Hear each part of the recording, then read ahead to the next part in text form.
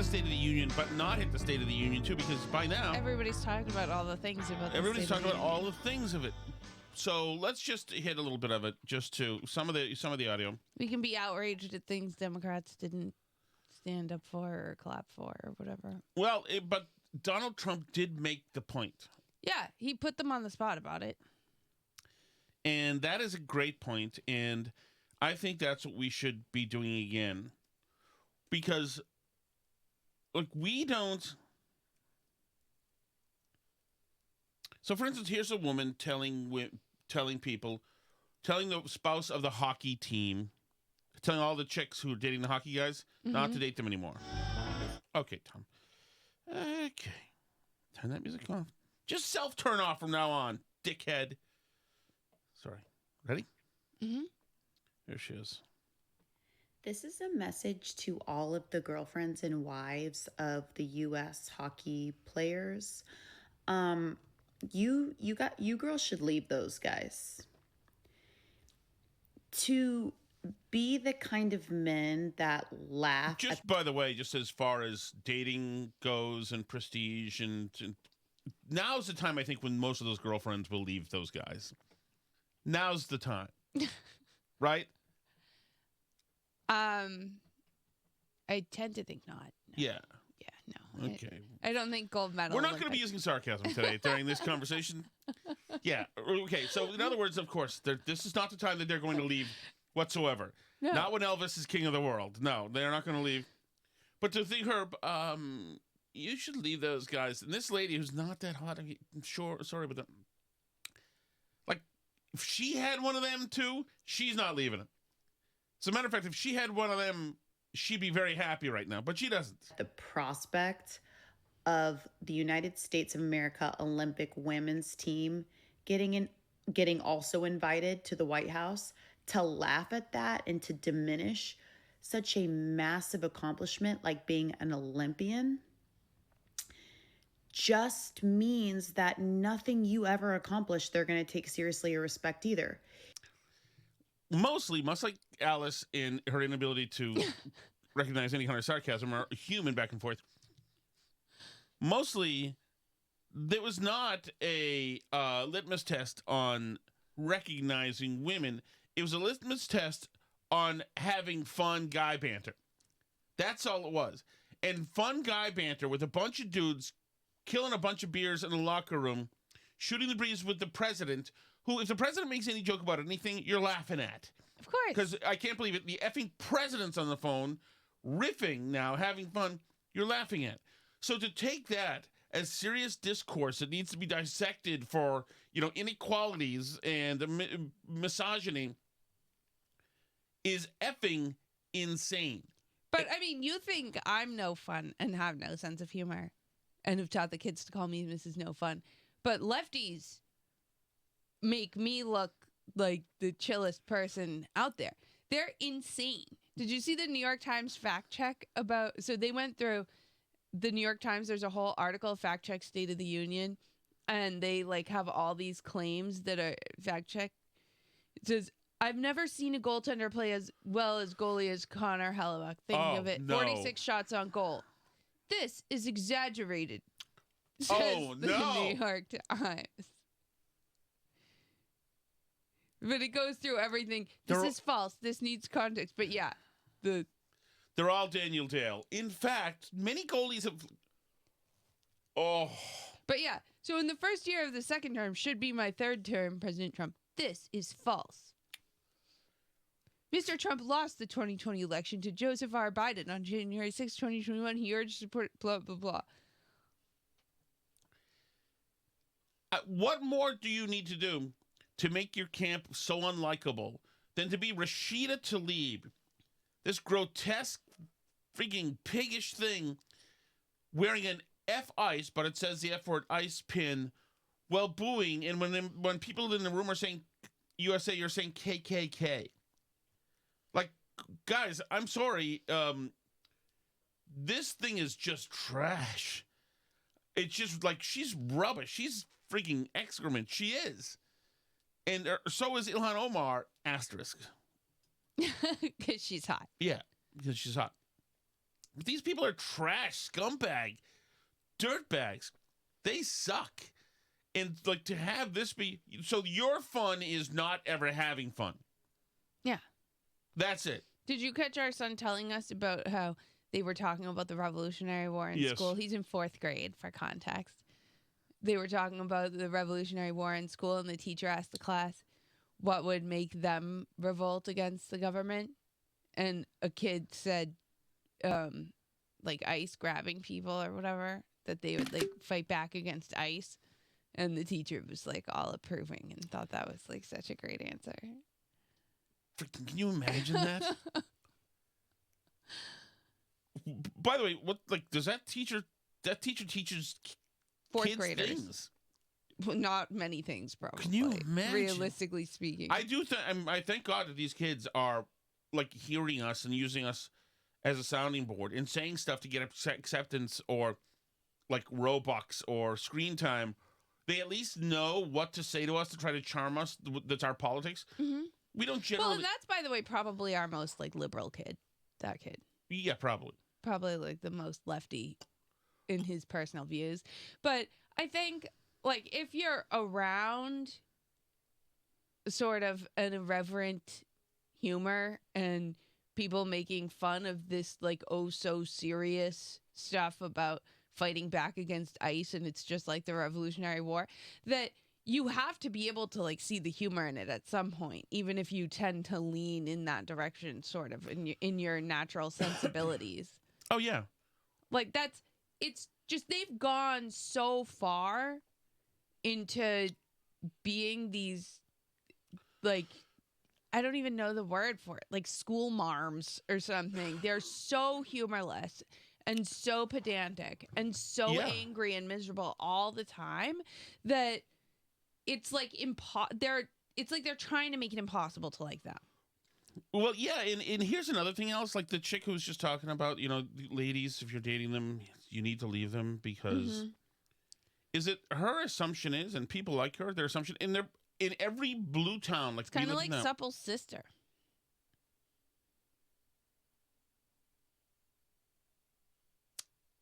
Well, she was humorless. There's no doubt about that. And, you know, she like thought that she was humorless and she was undateable. Yeah. And she did not see any like benefit to women to being with men, really. No.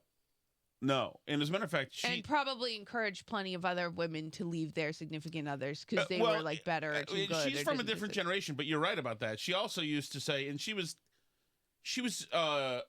about the size of Vince Wilfork at his biggest.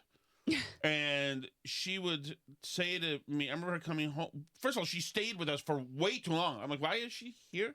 She would stay in my apartment with me and my girlfriend. Mm-hmm. This is her sister. Complain about things. Oh, why do I always have to have people over? She would do this for real. During the 4th of July, we had a party. It was 110 degrees outside, and she cooked like muffins and stuff with the oven. And like there was no AC, and you thing like ugh. But not only that, but Supple told me she was an RA. She was at this time going to Trinity College in Connecticut, Hartford. Mm-hmm. She called me one morning, whatever, and she said, "Oh, I'm very upset. This guy who liked her, I knew he liked her, and she said she thought he was cute, but we were a thing, you know, whatever." She said, he came into my room and he was really upset, so I'm the RA, so I have to be comforting to him. And then he started trying to kiss me, Tom. He tried to kiss me last night, and I'm like, oh, okay. So by this time I was already like 23 or 22, whatever, and so I'm like, okay, so I know what all this means. That means you absolutely were kissing him, probably slept with him. And so I went off on her, and I said, I'm not stupid. There's another dude in your room. Like, don't even effing, I'm not. You know, there's a big difference between being 22 and being 19. Mm-hmm. So she was 19 and thought I was just as new at stuff as her, but I wasn't. And so I went off on her and said, like, oh, this is on the phone. And I said, no, F you. I don't want to see you anymore. Just go, like, get out of my freaking life. And then she's, oh, I can't believe it. Why would you do it? And so she sent her sister over. Well, talk like this, Tom. So her sister came over to my house and said, Tom, I need to talk to you about my sister. She's very upset. She's very upset. And you should know that, the boy who was in her dorm room made a pass at her. It was an unwanted pass. And then she took a hard turn and she said, I too was the victim of sexual assault. And I'm like, oh my God! Like, what the frig just happened here?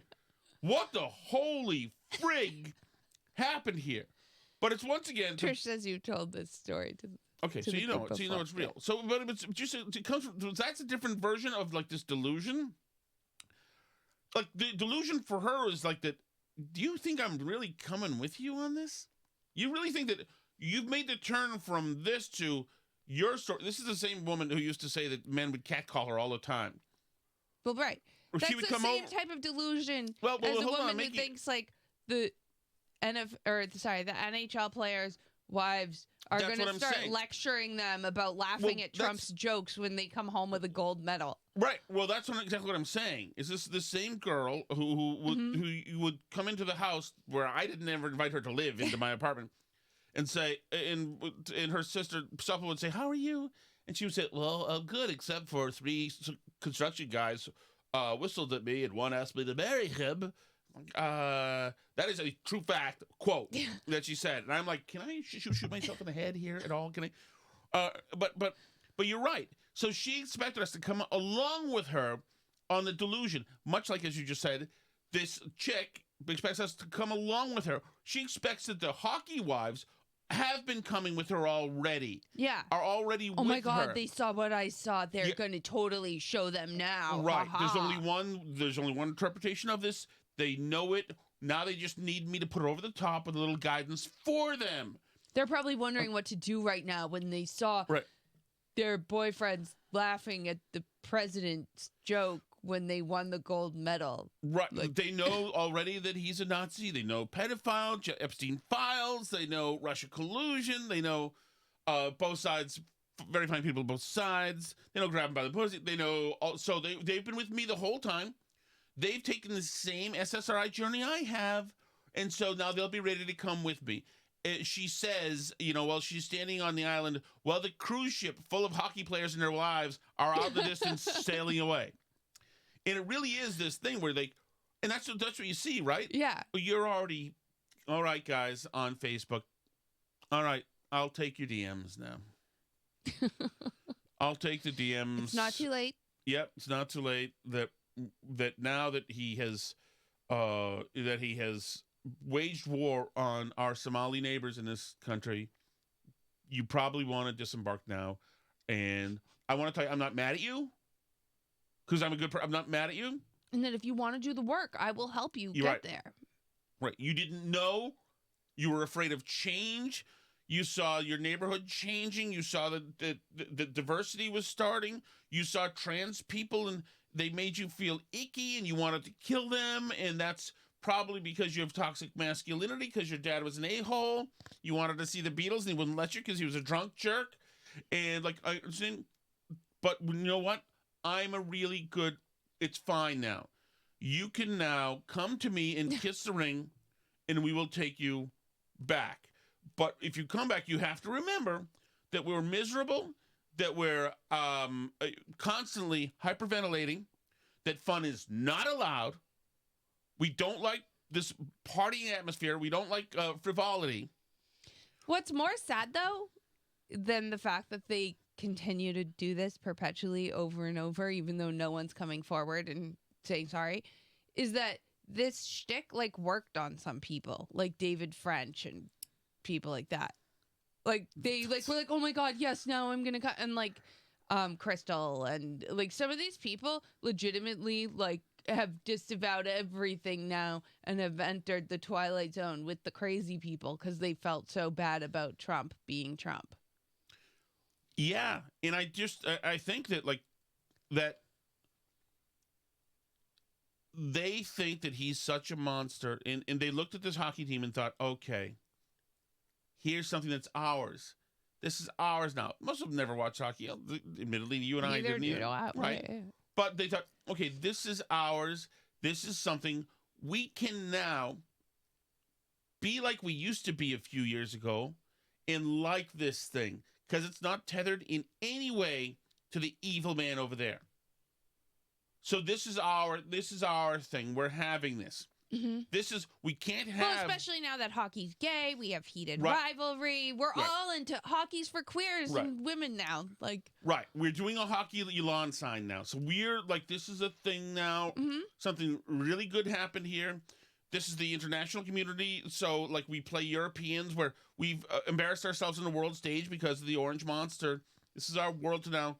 This is our way now to get back and be respected again. We're respectable people.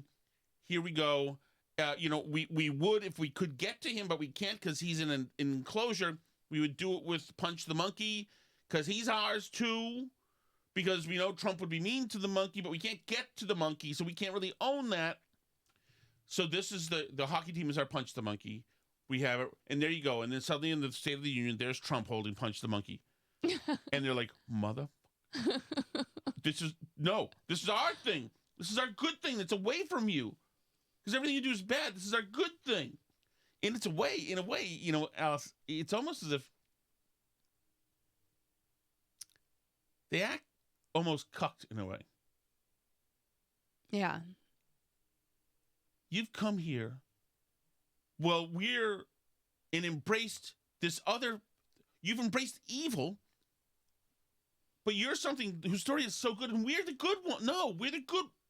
Why am I on the chair in the corner and but it's really not. It's not. But they consider it the same thing. They're really just a bunch of dudes in their 20s getting really drunk after a big sporting event, being invited to the White House, which is a cool place to be invited to. Yeah, it's like the left has convinced themselves that winning and having fun are Republican coded. So they've decided to reject that. It's so like just not fun at all. I don't get it. Like, I don't get where but then again, these are the people who these are the same people who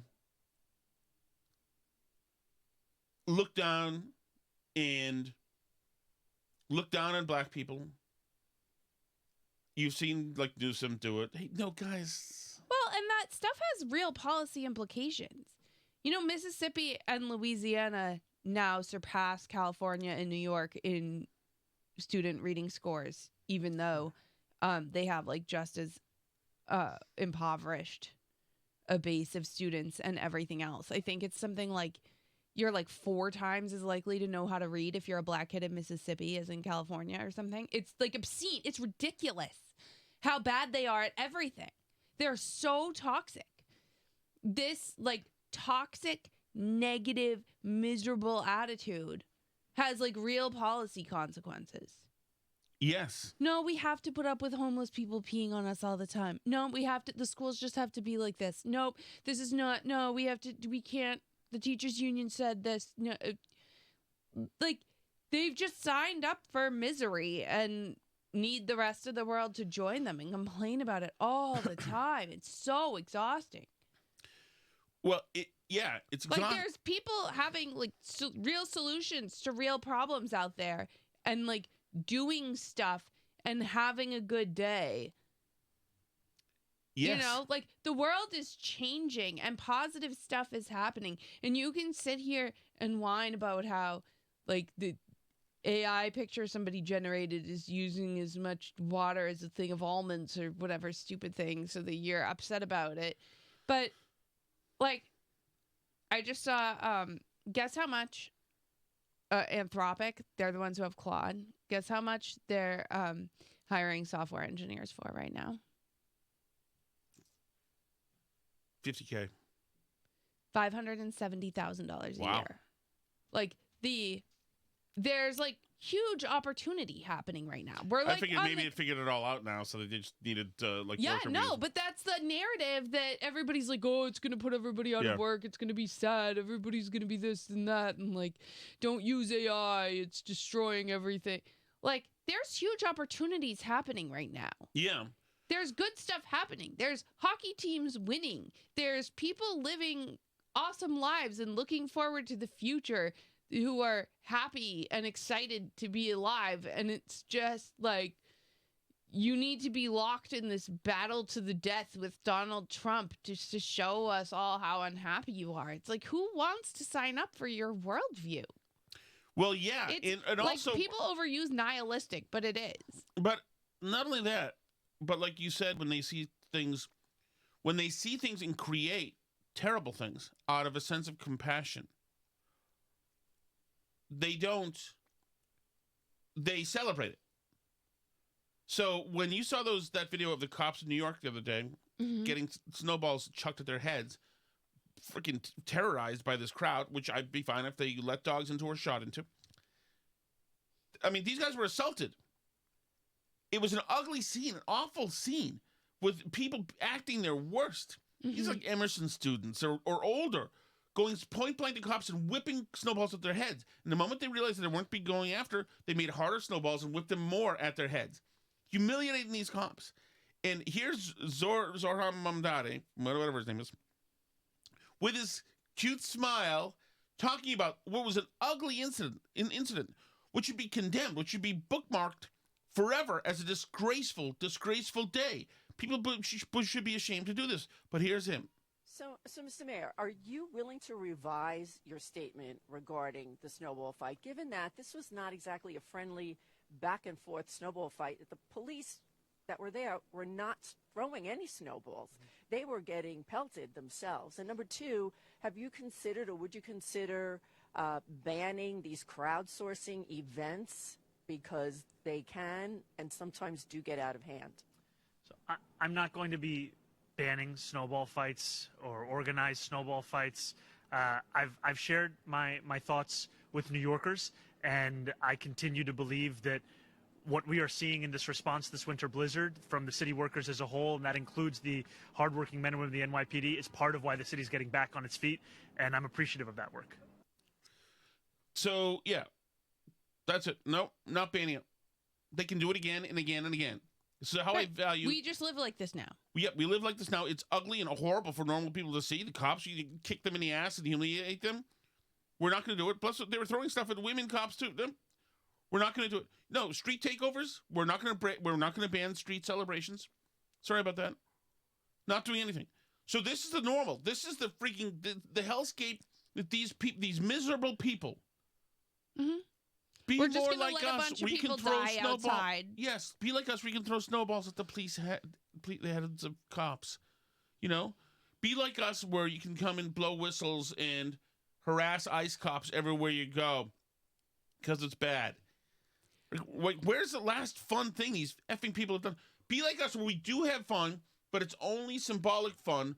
Where some 50-year-old fat ass sings "Let It Go" as Elsa. When you hold your kid in front of him, maybe he'll lift your kid up and dance with him for a second. Your 2-year-old. That's the fun we're having now. We're having weird homoerotic fun with our children now, and that's the fun we have. And it's fun. Jesus friggin' Christ. They're very happy people. I guess we can play one of the Trump things. I'm telling you, Trump is very funny. Okay, we'll just play the I guess. Okay, we'll play two of them. I guess you gotta. Okay, here's the first one where Trump. Whoever wrote this is a genius and needs a raise, because it's a verbal entrapment, but it's more. It includes an action item, so it's a verbal and physical entrapment. It's a great ploy. This thing is going to lead to the end of the State of the Union address, because the left will learn to use this too. This was just come on. So tonight I'm inviting every legislator to join with my administration in reaffirming a fundamental principle.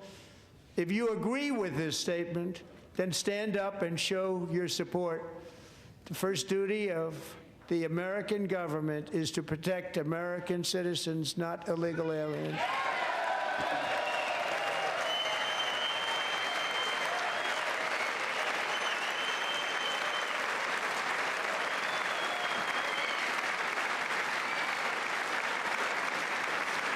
Trump is totally doing his best stage presence acting. He looks over to the middle of the room on the left side, that's the Republicans, and looks over as if he's auditing them, counting them, inspecting them, and is pleased. Yep, see. He gets to the middle and then to the right side, and he's befuddled. What? Wait, what? Okay, we'll give you a little more time. He's absolutely playing them, but it's perfect. It pans to whoever was doing the camera work, the pool guys, are not helping Democrats, because it shows one Democrat sitting there just shaking his head. No.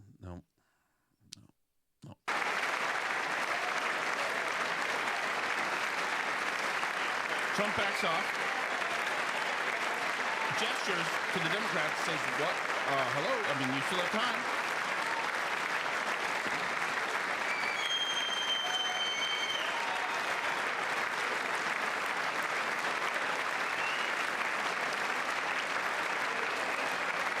He's now got his lips pursed, like he's just waiting.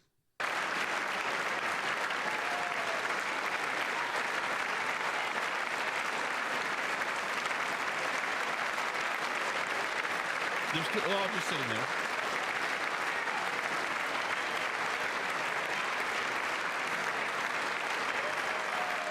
Mark Kelly's sitting there, who's just such a dick. I used to hate him less. I mean, these.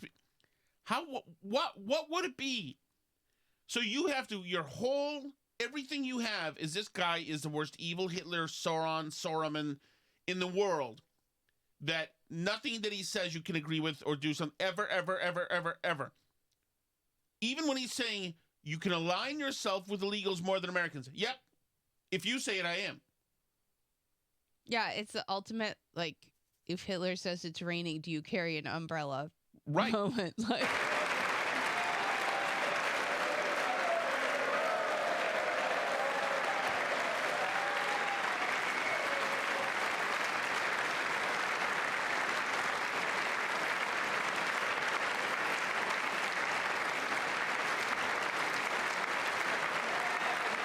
It's showing Mark Kelly, who wants to run for president, slumped. Mm-hmm. And Splash raises a good point. 20 years ago, if one member of Congress didn't stand up, it was national news. Oh, absolutely. Do you remember the histrionics? Because that guy yelled out, "You lie," during Joe Wilson, during the Obamacare thing, when he said that that illegals wouldn't get health care under Obamacare.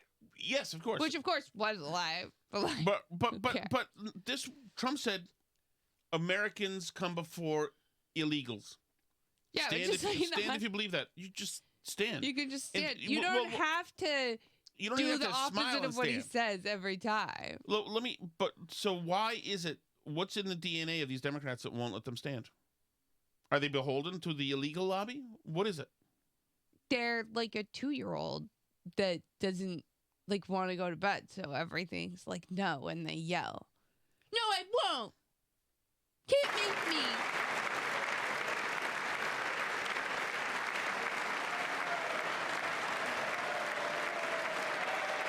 Trump is milking this. He's just letting it go on.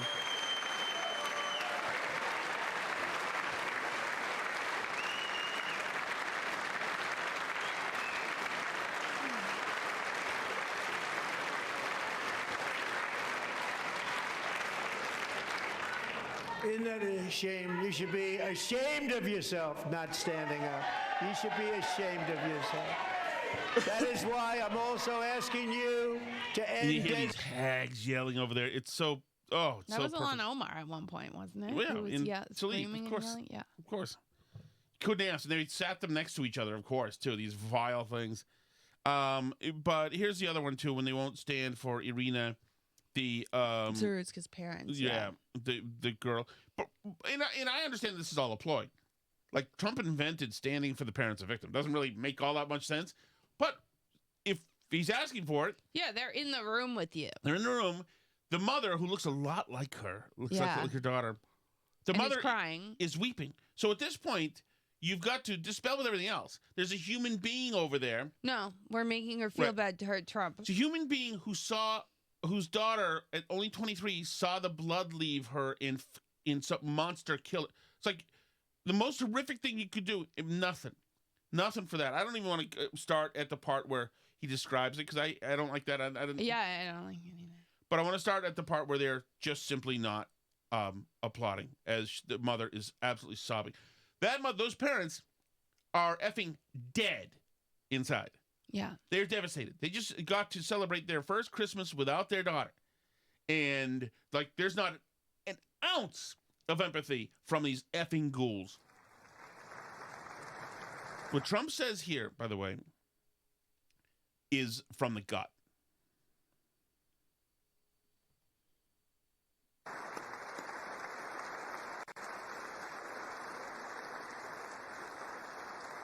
She's crying. She's standing up. How do you not stand? How do you not stand? I'm asking this Congress to... It's a great from the gut thing. That's how a person talks. How do you not stand? How do you not stand? She's fucking crying right there. Even if you hate me, just express to her that you give it. But it's literally, you know, the heat map chart that shows that liberals feel more warm, fuzzy feelings towards things that are abstract and far away.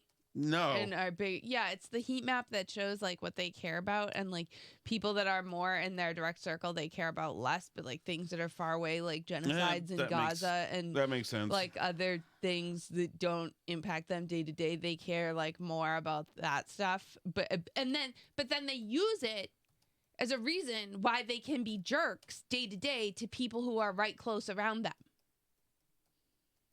You know, that to them is justified. Yep. It's justified to be mean to this poor young woman's parents because they have a bigger, more important cause. They feel for all the people of color, immigrants that mean Trump is deporting, and they feel for all the poor young people of color who the evil criminal justice system has wrongly put away. So it's okay that they're mean to Irina Zaritska's parents. Dude, there would be a 500-foot tall statue of Harambe if Trump didn't say good things about him. Because the Suns, of course, shoot big games, so they'd be able to make it. Oh, I see. We can make this work. They're effing crazy. They're just miserable, And you know what? I won't even hit people over the head with much more of it. But should we go to the chat? Yeah, there's this. Well, whatever. Like, even the people that they have on, like, they've got this lesbian, non-binary person, military Elvis haircut, tuxedo thing, whatever, person, who's, like, giving you the lowdown on why the Trump thing sucked, who says this, like, with a,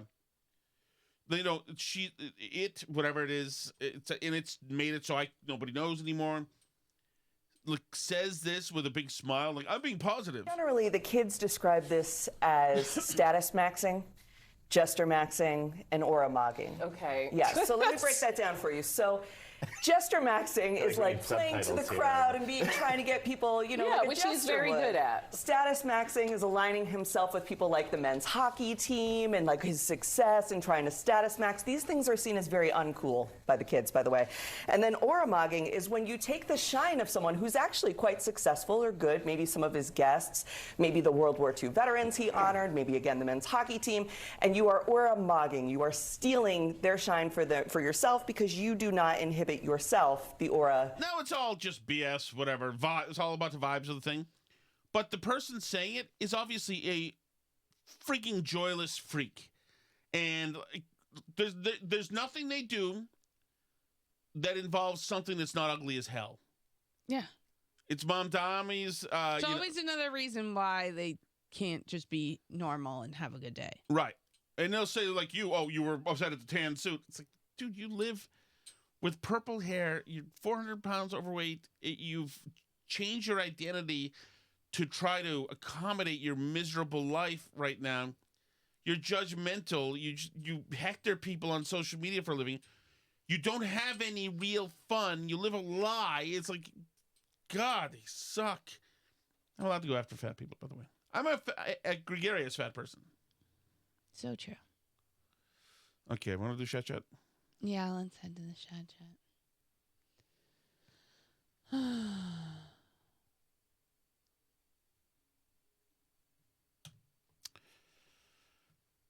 Okay. Ready? I'm ready.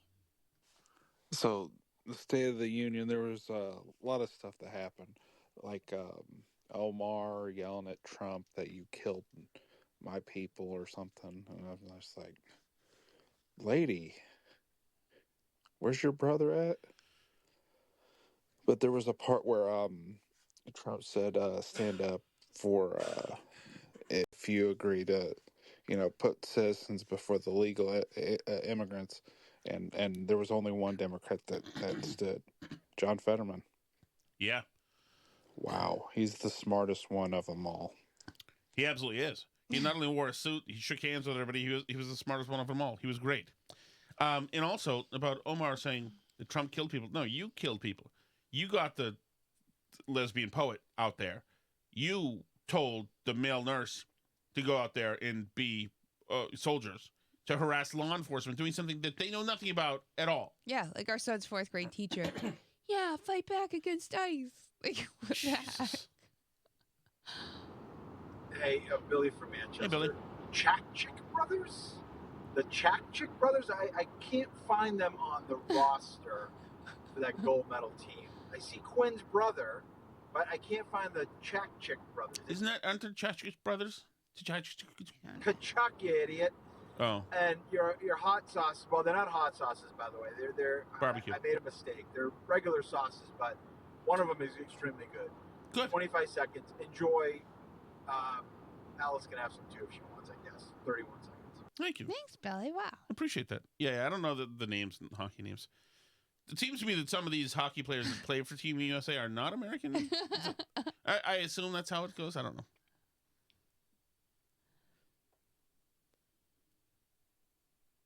Hey, Tom and Alice. Hey, Charlie. You guys were talking about people complaining on Twitter and coming down on the U.S. hockey team because they're not sure where they stand politically. Yeah. It's really nothing new. If you remember in 2011 when the Bruins won the Stanley Cup, Tim Thomas, the goalie, decided that he did not want to go to the White House to see Obama. Yes. Which basically got him thrown out of town because it's Massachusetts. And, right. God forbid you didn't want to bow down and meet the great and powerful O. But it was not like that when I was watching the game live up at Reds in Seabrook, New Hampshire. There we go. At 8 o'clock in the morning, the entire bar was... Damn it, man. We should have gone. I knew I should have gone. I told you I should have gone. You can go out. I'm not going out. No. The sports bar in the morning. We stayed at Reds is a great take in Seabrook. There's like a community there, and they rock and roll. New Hampshire. At 8 o'clock in the morning, the entire bar was full, and there was basically a bunch of little hockey players. Must have been the Newburyport Pee Wee team was all up there watching it. And it was pretty cool. Everyone was chanting USA, USA after the game was over. And those people are okay. Here we go, man. Thanks. Of course they are. Yeah, of course they are. Because they're normal people, regardless of what their political beliefs are. And a bunch of them are probably Democrats, by the way. Correct. A disturbed Billy from Manchester. Hey, so Billy. Marcus is Tom's type, and Tom is Alice's type. Okay. What a whacked out couple. 14 seconds. That is incorrect. I'm just saying that dude is extremely good looking, and it's weird that you don't think so, Alice. That's weird. Really, I'm not. You like Bill Melugin, right? Yeah. Okay. So you appreciate symmetrical, like, good-looking facial structure men. Mm-hmm. Well, Marcus. Don't. Maybe you're not looking at the same pictures or something. I don't know. No, you're a lesbian is what it is. Okay. Hey, Tom and Alice. I don't know if you've seen, I guess he's a representative, Al Green. Yes, we've seen him. Singer. Yeah. He's an elderly black guy who looks kind of like a werewolf. Yeah, he's a cane. He was holding a sign during the Trump's speech. It said black people rent apes. Which makes me wonder, what would one do with a rented ape? I believe it said aren't apes. Although I like your take on that, too. I like it, too. Notice what was missing in the chat today. Anything about you? Nothing about me. Nothing. Wow. No one asked you about any radio personalities Questions about that you John know. DePietro or Andy Strecker. You got to leave him wanting more. Cooksey. Nothing. Todd Feinberg. Tom Finner. Nothing. Thanks so much for listening, guys. Thanks for leaving Tom messages about himself. He loves that. It makes him happy in his elder years to feel appreciated by you all. If you want to join us in the Patreon live stream, you can do that at patreon.com/burnbarrel. If you want to leave chat messages or listen for free, burnbarrelpodcast.com.